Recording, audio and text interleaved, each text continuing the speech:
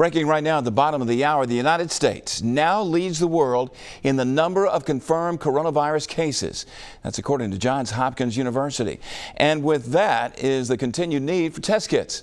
Mobile Mayor Sandy Stimpson addressing that topic today. Our Tyler Fingert standing by live in downtown Mobile with more on the mayor's news conference today. Tyler?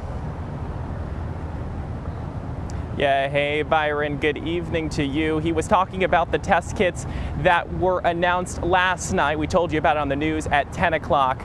He released a statement last night saying 2,000 test kits were coming to Mobile. The interesting thing about these test kits, and we'll show you the video of them, they were announcing them during that press conference today, is that they are not the typical nasal swab that a lot of people have been talking about. It is not the end-all be-all test, but it is a good indicator whether or not the virus is present. You will still have to take the nasal swab test, but that way they can limit the resources and save the resources for that nasal swab, since that is what is in such low or high demand right now and such a low supply.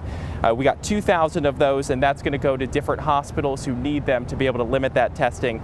But the good news is, according to USA Health, who was also present at this press conference, they said that the testing site that was set up at LAD will start to be used within the next week. That was just announced. Take a listen. The capacity of the hospitals in this region and across the United States to care for critically ill patients is very limited. So what we're trying to do is get an idea of what the disease burden is in our community, so that we can gauge or adjust the amount, the community activities to try to lower the disease burden to a level that we can provide safe and efficient care within the hospitals.